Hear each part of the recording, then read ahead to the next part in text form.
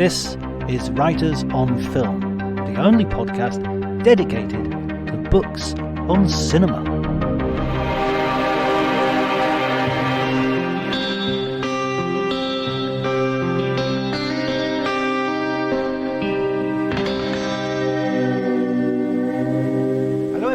And welcome to Writers on Film. My name is John Bleasdale. I'm a writer and film critic, and today I'm going to be talking to Christian Esquevin, who is a writer who has considered the fashion designer, the costumer of filmmaking in his new book, Designing Hollywood. It's a fascinating insight into an often overlooked part of the film industry, and he focuses particularly on the studio period when legendary designers such as Edith Head and Adrienne created the stars and the iconic looks that we know today. If you enjoy the episode, please remember to like, subscribe. If you leave a review, that's great. And if you can think of any other way of sharing the content, we would be very happy indeed. One of the things I love about doing Writers on Film is the fact that because we're not tied to any release calendar, we can basically go from subject to subject, topic to topic, and that means that we can have a really broad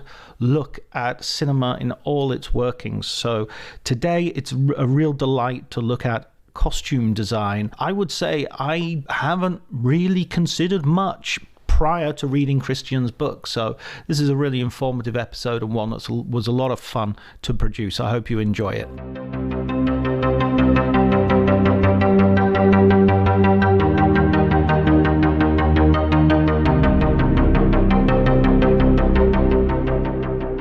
I'd like to start by asking how you first became interested in costumes per se. Is that part of the filmmaking process? Well, it was kind of a bit of a slow process for me. My great aunt had worked for the studios starting back in 1925 with MGM. She worked in wardrobe, and then the Fox Studios, and then finally RKO. As the what was known as the head cutter and fitter, and as such, she worked very closely with the costume designers and worked also closely with the the leading movie stars of that era, the leading ladies, Ginger Rogers, Katharine Hepburn, Maureen O'Hara, Lucille Ball, and many others. So I was very young at the time, and by the time I was young, she had retired, but she used to costume me for French occasions, Bastille Day and various holidays. Because your family's French? Yes, I was born in France. Right, I see. But I came to the States when I was 4.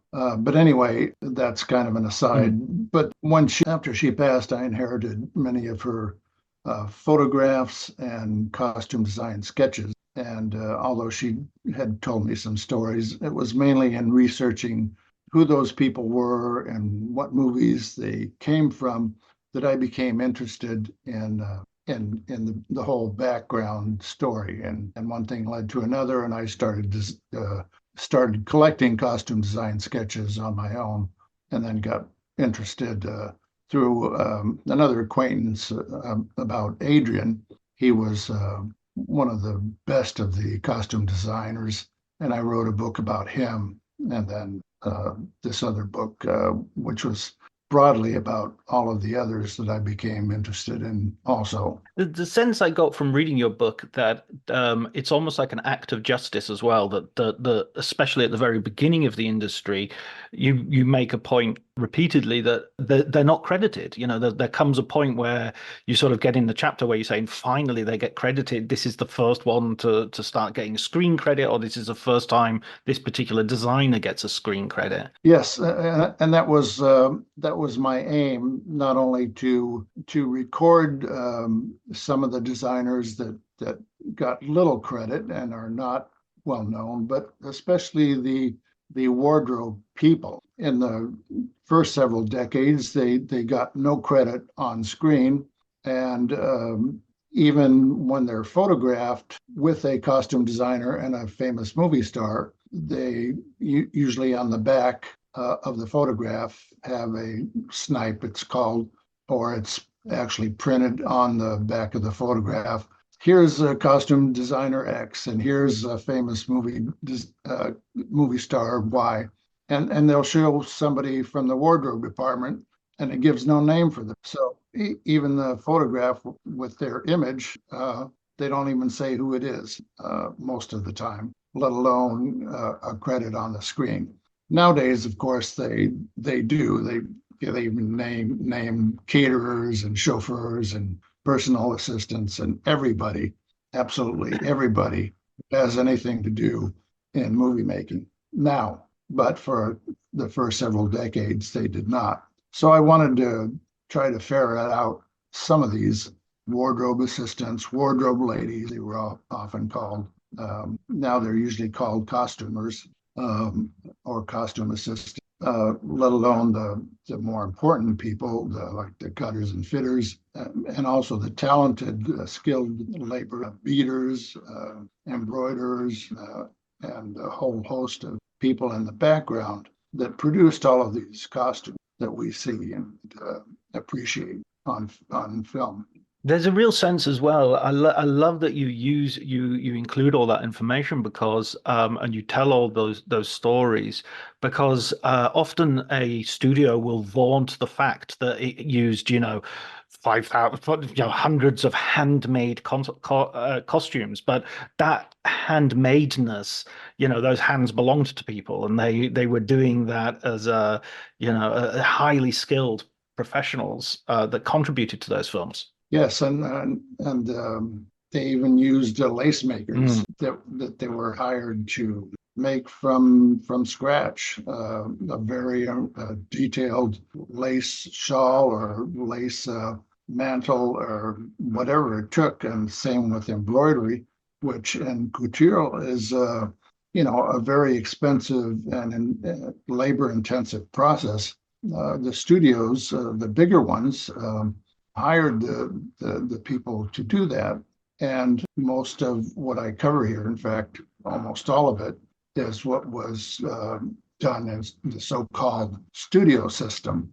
And that's where the studio itself hired everybody that was necessary to produce a movie. They had the writers, they had the carpenters, they had the teachers for the child actors, they had people that would take an actress, say, that came from the deep South with a heavy accent, and they would give them a proper, English modified accent so that they could be understood. And in wardrobe, they had the beaters, they had the dyers, they had the shoemaker, and the iron workers, the coops, same for making weapons of all sorts. They had everybody, barbers, everybody it took to produce a movie from A to Z. And that system fell apart finally because financially. But that's the period that I wrote about, which ended usually by 1970. Mm. And when you begin chronologically and you separate the chapters into different studios. So you're sort of doing each history of the studio, and some of the designers are hopping, like your great aunt, are going from one studio to the other, and their career might have substantial. I thought it was also interesting that some of the great fashion names of the day have sort of a checkered history with the movie studios. One of the early ones that you mentioned is Coco Chanel, who has sort of a fleeting moment in Hollywood and is not, and that relationship doesn't go particularly well. Yes, of course she had a big name from early on, from even before the 1920s. Another one was Haute, but let's look at Coco Chanel, for example. So the studios recognized, the moguls recognized early on that they could sell the movies, they could promote the movies through fashion. The larger part of a movie audience were women, and women were attracted to going to movies by the clothes that the actresses wore. So they promoted those fashions in movie magazines and newspapers, and they recognized that they needed to get the most talented costume designers they could. And if they could get a costume designer or a fashion designer with a big name, they could get a lot of publicity ahead of time to get that women audience going to the movies. So Coco Chanel was a big name. So they thought they would try her in combination with Gloria Swanson. The problem was that backfired a little bit because she didn't want to establish herself by moving to Hollywood, and Gloria Swanson didn't want to decamp to France for a long period of time, although she had gone there earlier to marry a titled husband. That lasted for a little bit. So anyway, Coco Chanel got Gloria Swanson's measurements, and she designed several costumes. And in the meantime, she gained a little weight, so that became a problem. And Chanel's approach to designing the costumes for Gloria Swanson was as if she was just another customer in her couture establishment, rather than designing the costumes to fit the needs of any particular scene. So they didn't make quite the splash that they thought they would get out of a name like Chanel. So that situation didn't. In some of Chanel's later films, by the 50s and 60s, she kind of did a better job of that. But in the 30s, it didn't work out so well. And there were so at the beginning of the studio system and all the way through the period you're talking about, the costumes really define to a great degree the look of certain stars. You have a certain Marilyn Monroe's white dress, James Dean's red jacket. And these have become sort of iconic. But even before then, it was really important that each individual star have sort of a specific feel to them. Were there great partnerships between designers and stars, or was that very much the studio running that show? There were those great partnerships, and that worked because there was the studio system, which, although costume designers did eventually go from one studio to the other, because they had the studio system and because they had contracts, and they were long-term contracts, usually they were 7 years, especially in the earlier years. So somebody like Adrian could have a long-term relationship with Greta Garbo and Joan Crawford and others, and Ori Kelly could have a long-term relationship with Betty Davis and also with others. They could and Travis Banton with Claudette Colbert and others. They could really create their image in the earliest years of their career. And certainly with Marilyn Monroe, that was with Travilla. So, and it was usually an image of glamour, because that was very important, especially in the 1930s, the early 1930s. That was a period of the Great Depression. And although the women attending couldn't buy those looks for themselves, they fantasized about the whole look of not only the costumes, but the decor of the settings. But vis-a-vis the image of the movie stars, they were created by the costume designers. So they tended to be repeated in movie after movie after movie, and that's what the audience wanted. They didn't want them appearing glamorous in one movie and then appearing looking like a bum in the next movie, or looking completely down and out. Now there was often the theme of the movie star that started out humbly and then made good and appeared really glamorous at the end. Now that was allowable, and especially in a lot of the Joan Crawford movies. But by and large, it was you dress well and you end up making out well. So it was the clothes that made the star, and it was the costume designer that made the clothes that helped you out in the long run. And those images were kind of demanded by the audience in the long run. They didn't like seeing their movie stars look much different than the glamorous images they had of them. And that was true outside of the theater, at home, on the street, etc. It was completely different than what we have today. Was there ever right? Oh, there must have been rivalry between some of these costume designers, but also some of these actresses who would want to poach a designer off another actress, perhaps, or or you can't dress her if you're dressing me. Yeah, there were certainly jealousies and rivalries between designers. Sometimes there were some friendships, but there were a lot of rivalries and jealousies, and just like many fields, they'd see what somebody was doing that, oh, why didn't I think of that? Or let me try to copy that a little bit. And on a certain extent, it was flattery, but how much can you do before somebody says, "Hey, you're cheating here by copying my look," and that happened with Adrian in the Letty Linton movie, and what came to be known as the Letty Linton dress. It not only influenced every other costume designers, but many of the fashion designers in Europe who copied that look.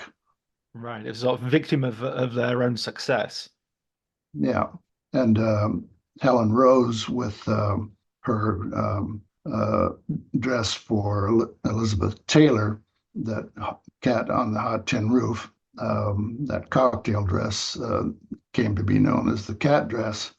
All the clothes manufacturers knocked it off, and she was so mad about that. She said, "Well, I'm just going to open up my own fashion line," and that's what she ended up doing. And you mentioned earlier that, of course, there was the Great Depression, and I think it's an interesting point that you make in the book that, of course, as well as this glamour, as well as this sort of Purple Rose of Cairo style glamour movie, you also had Grapes of Wrath, and those kinds of films, Sullivan's Travels, those kinds of films also required costume designers. They didn't just go out and get the clothes; they designed the costumes for that kind of film, just like you would in any theatrical film. Yes, when they do turn either purposefully because it's the part they have to play to look down and out, or Grapes of Wrath or Sullivan's Travels. Either it's where they start or it's the transition they're going to. Uh, yes, they have to design those, and in certain films.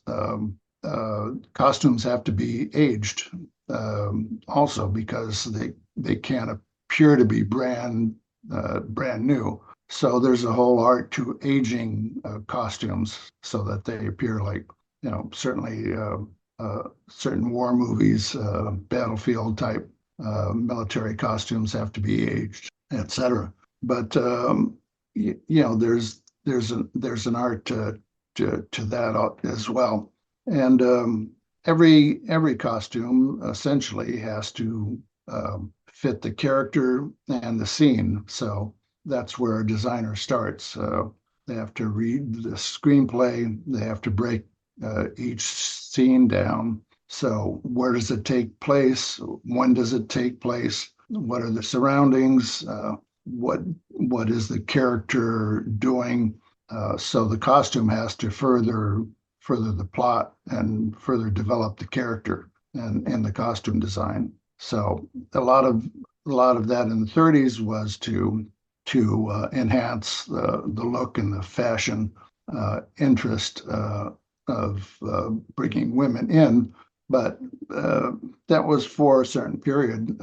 By the 1940s, because of the war in Europe, films and their costumes got a lot more realistic. With all of the horror going on overseas, glamour took a back seat pretty much, and certainly with film noir, it became a different look. I remember obviously Casablanca has this wonderfully dressed Ingrid Bergman in the film, and it has some wonderful costumes in the film because it's set in this exotic cafe. But I always remember as well the scene where she goes to buy some cloth because in the marketplace, and even though she looks pristine, there's a sense that she must only have 2 or 3 dresses in her suitcase as she's rushed from Yeah, occupied France. yeah, that was a kind of an early wartime movie, early for America, not so much in Europe, but early for America. So Ori Kelly designed that, and she had a nice wardrobe considering the reality of the time, but it was uh, she looked great, and he did a good job of designing her clothes to make her look great, and that's certainly a great movie. When we talk about clothes, often we're talking about 80, 90% of the time, we're talking about the women, and we're talking about as we've already mentioned, Bette Davis and Joan Crawford and Ingrid Bergman, and we could go on and on. But also in that film, you've sort of got Humphrey Bogart in his white tux and his. How much are the men sort of? Are they just more it's off the hook, or are they getting as carefully manufactured as the women? Well, actually, it was quite a bit different for the men. Usually, unless it's a period movie, a historical setting, they tended to wear their own clothes. Right. So my guess is pretty good then. Yeah, so they would have their own tailors Huh? that they liked in Hollywood, and they would wear their own tuxes or they'd have their own suits made. That was true for the best dressed, Fred Astaire, Cary Grant, and many of the others. But as soon as they got into a setting where it was a period uh, setting, then they would have their costumes made at the studio.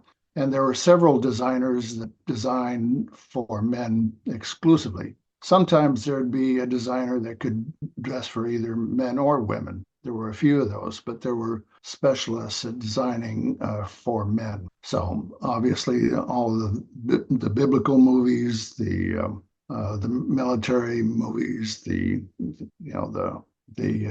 ones from the 1880s, the turn of the century, and so forth. And then they'd go through the same process the women did. They'd have to go through fittings, as they called them, where the costume would be designed. It'd be made in the wardrobe department. The men would have to go and be fitted once and then twice with the designer and the head cutter and fitter to make sure that it was perfectly fit. And in the case of women, they'd even have dress forms that were made to their exact measurements. With men, women's costumes mostly were made by seamstresses. Men's costumes were mostly made by tailors, but they'd have both in the wardrobe department. Mm, mm. And thinking about that period then of the sort of pre-war period when the costumers designers were much more where you didn't have the scarcity that came with the war, and you didn't have that realism. They were could be a bit more extravagant. Who were the names who for you personally, what were the films that you think, oh, that's my favorite to go back and revisit as a on from the point of view of the costume design?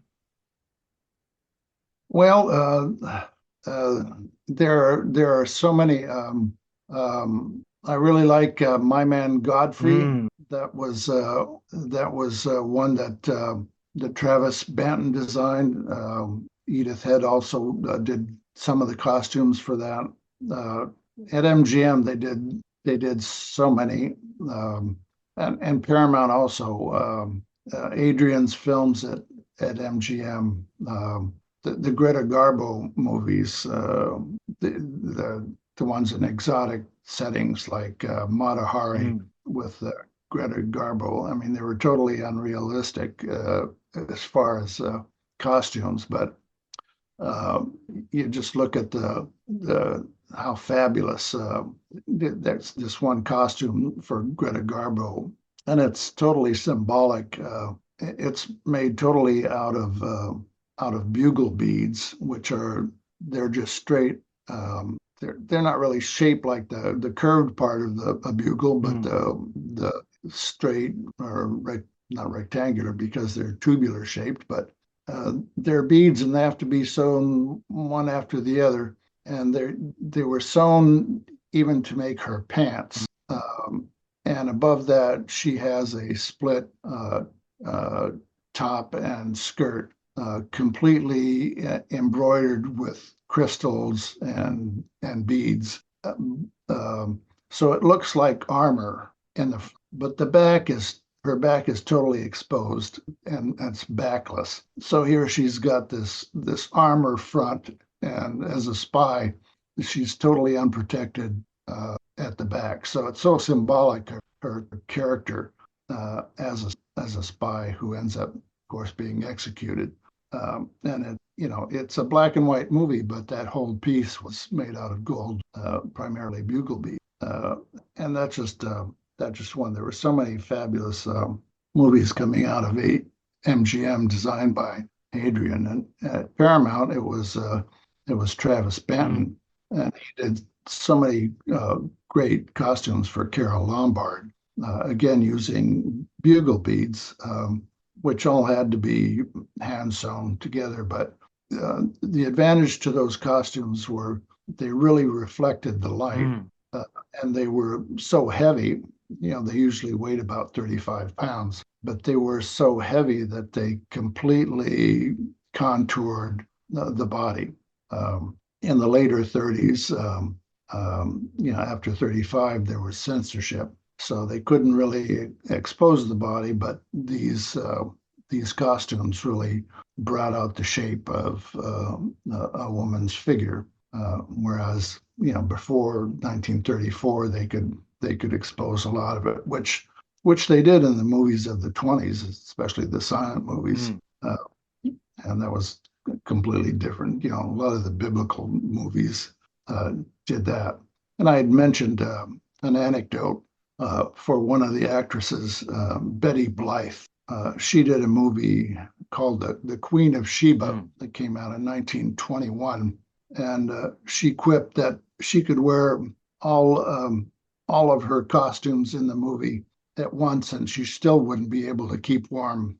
And there were about 20 costumes. Yeah. Absolutely. It's a very interesting point you make as well about black and white.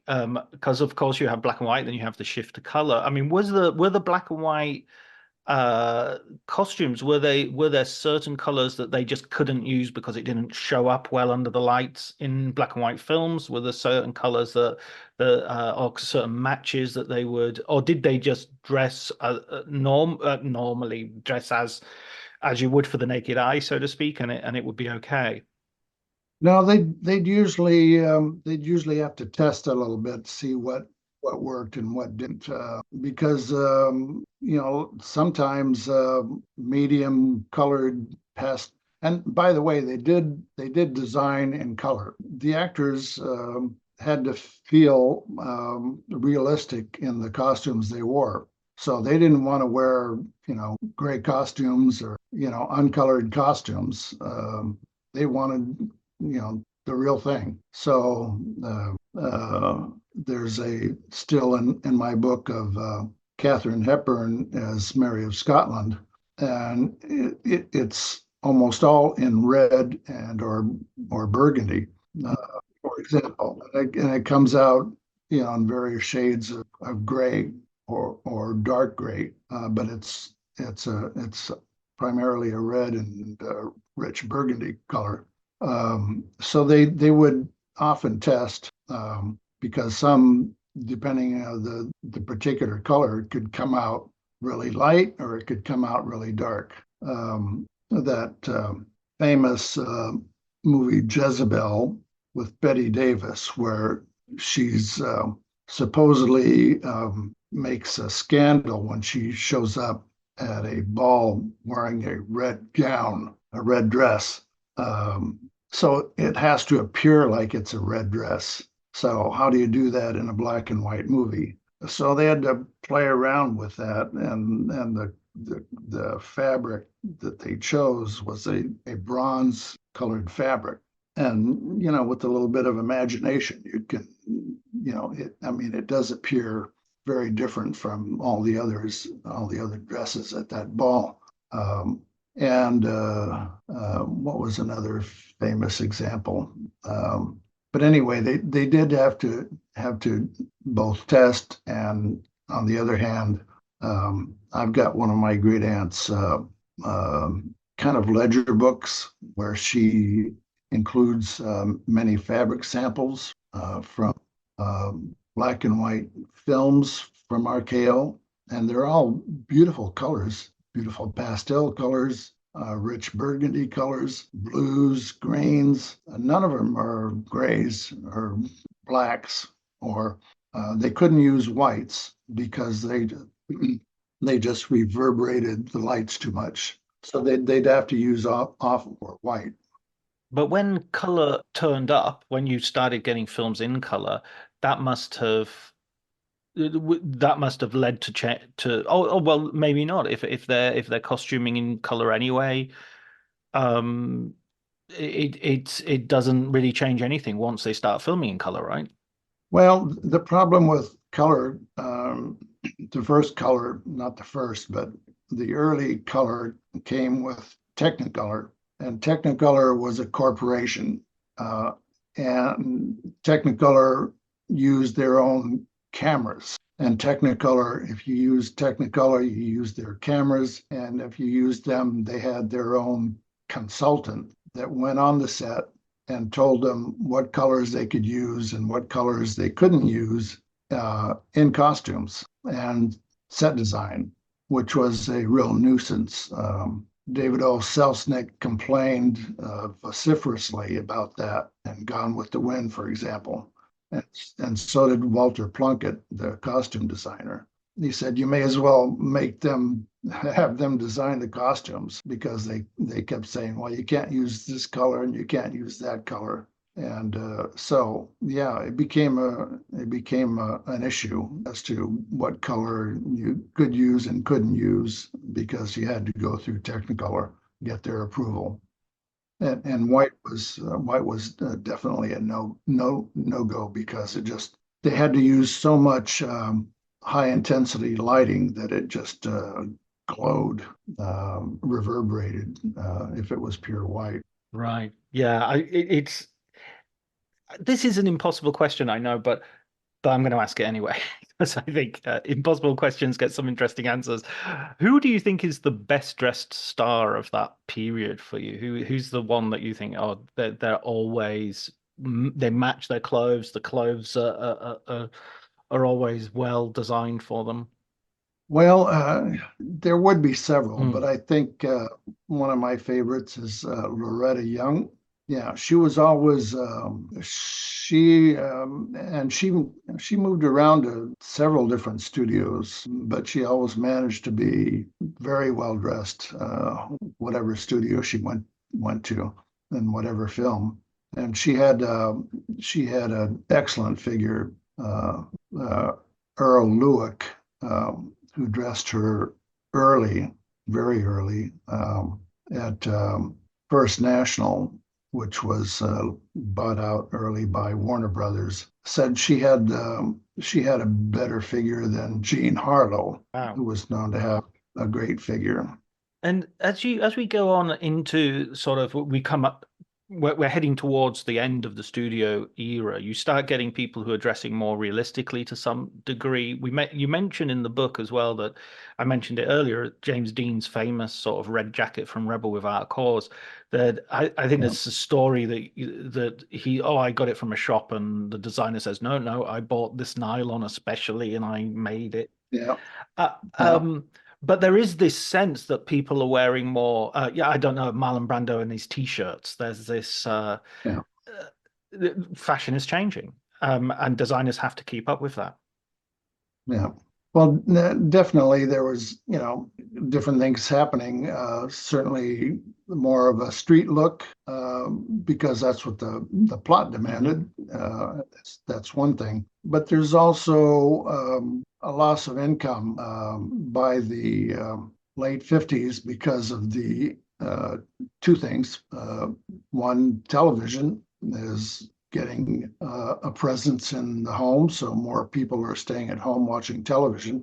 And the other is there was a lawsuit against the studios, antitrust lawsuit, because the studios also own the theaters, movie theaters. So it was an antitrust lawsuit that studios lost, so they had to sell off many of their theaters, movie theaters.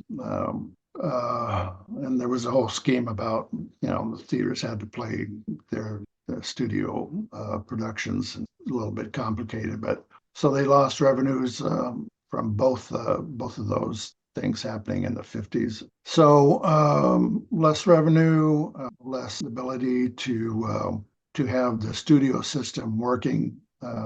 And certainly by the 1960s, a lot of societal things going on. So the wardrobe departments, among many other things, are shrinking. Long-term contracts are out the door. Designers are being hired, one movie at a Mm. time. Instead of having the whole design each costume and have it made at the studio, they're they're uh, they're selecting clothes off the rack, Mm. some department store or some clothing store, instead of making them. So by the studios are making fewer movies and doing more television shows. So what's keeping some of the wardrobe departments alive is they're making and dressing some of the TV show personnel. So by 1970, the studio system is dead, and there are no longer any costume designers on staff Mm. being hired for a particular job. And those names have gone. Well, I mean, what do you feel about when you look at costume design today? When you're looking at the when you're watching the Oscars, for instance, and you're seeing who is being rewarded today. How's your feeling towards the industry and towards the stuff that's being created? Well, there are excellent designers. There was a great batch just up for the Oscars this time around. There have been for the last several years, but they have to work Mm. independently from any organization. They work as contractors. They're given very little budget and very little time to do what they have to do. It's amazing that they're able to do the job that they're given the mandate to do under a lot of pressure. So, the ones that win are usually the historical period uh, movies or the fantasies. Mm. Those are usually the winners rather than the contemporary setting. Um, in a way, that's kind of a shame, but the contemporary settings no longer have things like glamour that really make a splash or create, contemporary settings, nobody dresses for anything. So how do you distinguish that kind of costume design? Yeah, yeah. How do you want, you don't want Fred Astaire's tux anymore because nobody wears tuxes. Yeah. So it has to be a setting that's, far away, or in a fantasy setting, actually, or it's historical, to really distinguish it from other movies, to really bring out the skill of a designer. And a lot of it really has to be uh, taken off the rack, because they just don't have the time to make things from scratch. They can alter, they can select vintage things, they can alter those, but they're certainly under a lot of time constraints, and they do a good job for what they're having to do. I was trying to think of the last movie that sort of had an impact on how people dress. And I mean, I remember Annie Hall. Well, I don't remember, but Annie Yeah, Hall in the late 70s, early 80s. People would wear Diane Keaton's yeah. sort of Annie Hall look, but it was kind of more Diane Keaton's what she went to the charity shop and the thrift shop and picked up. It was her Yeah. taste as much as the film's taste at that point. And I can't think of anything more recent really that feels like it's had a huge impact. Well, yeah, with young people, Clueless Mm. made a splash.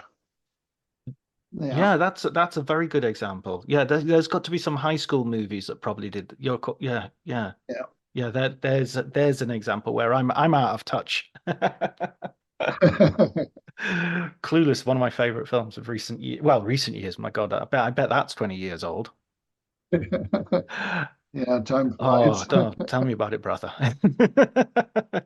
And what's your you said at the very beginning of our conversation that your great aunt was in the industry. Have you got any are you tied to the industry yourself via family or personally? No, not really.